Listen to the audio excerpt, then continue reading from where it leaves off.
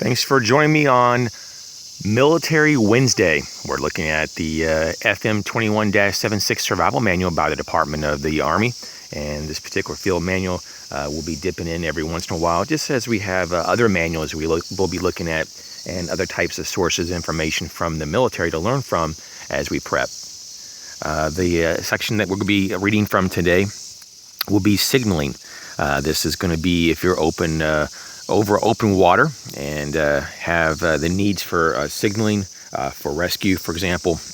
and so this is pretty important. Now, this is an older manual. It still has all the essentials in here. There's probably newer technologies, obviously, that's available to military and civilians for signaling than what's in here. But this is a nice bare bones type of approach. So it says signaling, general. You probably will have many ways to signal during the time you are surviving at sea. Radios, flares, dye markers, mirrors, lights, and whistles. Don't use your signaling devices unless you are sure that they will be seen or heard, because a real chance of rescue may be missed. In the absence of signaling equipment, churn up the water with paddles or oars. Caution. Make sure you are trying to get the attention of friends, not the enemy. Of course, these are military handbooks, so they're talking about that. The first thing is radio. If your lifeboat or raft is radio equipped, follow the instructions for signaling and operating that comes with it. Make sure you are out of enemy range before using your radio. Number 2, signal mirrors. And it refers to another chapter.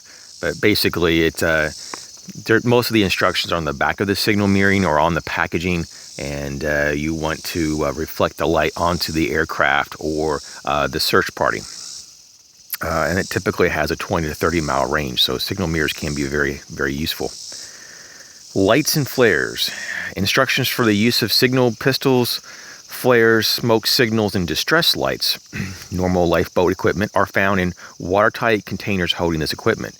The lantern is a valuable night light and can be used for signaling. The flashlight is also a good night signaling device. You could probably also use maybe like headlamps or even chem lights if you happen to. Signal flags. The best method of displaying the signal flag is for 2 men to stretch and taut by holding each end and moving it to present a flash of color. Signal flags flown from a mast can be seen from great distances. The next item would be boat cover. If you are using a tarpaulin or a boat cover, like a tarp, as a canopy, display it with the painted side up. Wave it when a rescue craft is in sight. Number 6 is whistle. Use the whistle during periods of poor visibility to attract surface vessels or people ashore, or to locate other rafts when they become separated in the night. The next category would be avoiding detection. Take the following steps to avoid enemy detection. Of course, this is only maybe like a grid down, or if you're in the military, or if you're trying to practice maybe light discipline or sound discipline or radio discipline. So it says here, to avoid detection, take the following steps. Travel during the night. Use your sea anchor during the day. Keep low in your raft. Stay covered with the blue side of the camouflage cloth up. Don't use your radio within 250 miles of enemy shores unless a friendly base is nearby. And lastly, number 5, if detected and brought under fire by an enemy aircraft, be prepared to go overboard and submerge.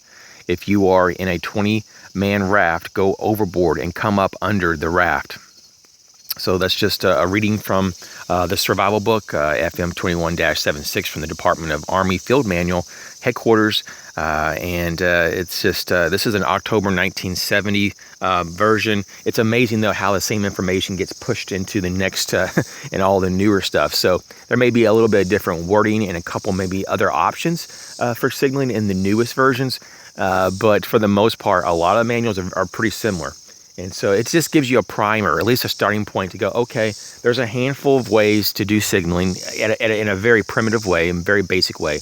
And there's different ways that you may not want, and there's different situations you may not want to signal, depending on your environment, if there's threats or not. So So yes, thanks for joining me though on this Military Wednesday. Hope you learned a few things, and stay tuned for very interesting commentaries in the future. Every day we have different themes, and so keep on checking us back. And you guys take care.